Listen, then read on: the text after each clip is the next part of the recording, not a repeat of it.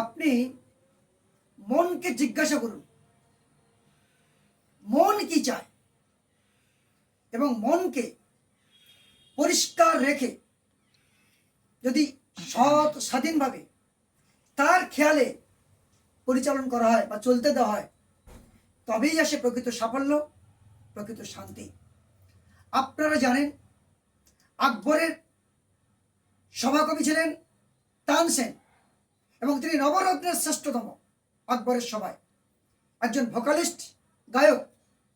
তার গান এত সুন্দর, আকবর একদিন বলছিলেন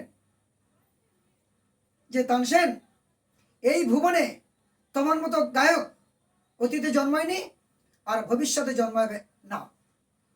তখন তানসেন বললেন, প্রভু, আমার থেকেও বড় গায়ক আছে একটু দূরে। রাজা তো অবাক, কে সে? তখন আমার গুরু হরিদাস। তাহলে আপনি তাকে নিয়ে আসুন, আমার সবাই গান গাইবে। বলছে না, সে কখনো কারো আদেশে আসে না, আপনি বললেও আসবে না। সে গান গায় তার নিজের আনন্দে, নিজের খেয়ালে, যখন তিনি মুডে থাকেন।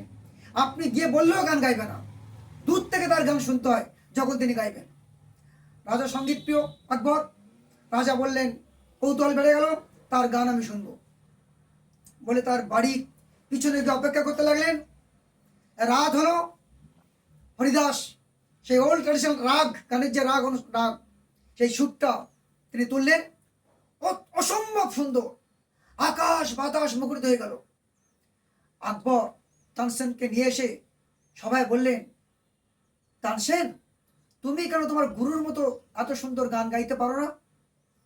তখন তানসেন বললেন, your majesty, how it is possible, কি করে সম্ভব? আই সিং, আমি গান গাই টু প্লিজ ইউ, আপনাকে খুশি করতে, টু এন্টারটেন ইউ, আপনাকে আনন্দ দিতে, অন ইউর অর্ডার, আপনার আদেশ পেলে, whatever I am in mood or not, আমি মুডে থাকি না থাকি। কিন্তু আমার গুরু, তিনি ভলেন্টিয়ারি গান গায়, নিজের আনন্দে গান গায়, ভিতর থেকে গান গায়। দুটো এক হতে পারে না। একটা ডিম, if an egg is broken, ভাঙা হয় ফ্রম আউটসাইড ফোর্স, বাইর থেকে, তাহলে কি হয়? লাইফ এন্ডস, জীবনটা শেষ হয়ে যায়। ইফ দ্যাট এগ, ওই ডিমটা, ইজ ব্রোকেন, ভেঙে আসে ফ্রম ইনসাইড ফোর্স, ভিতর থেকে ভেঙে আসে, লাইফ স্টার্টস, লাইফ বিগিনস, জীবনটা শুরু হয়। সুতরাং অল গ্রেট থিংস, যা কিছু পৃথিবীর মহান মহান, কাম ফ্রম ইনসাইড, ভিতর থেকে আসে। সুতরাং আপনাদের একটা কথা বলবো, আপনারা হৃদয়কে ভালোবাসুন আর হৃদয়কে অনুসরণ করুন, কারণ আপনার হৃদয় একমাত্র জানে আপনি কি চান, তবেই আসবে প্রকৃত শান্তি।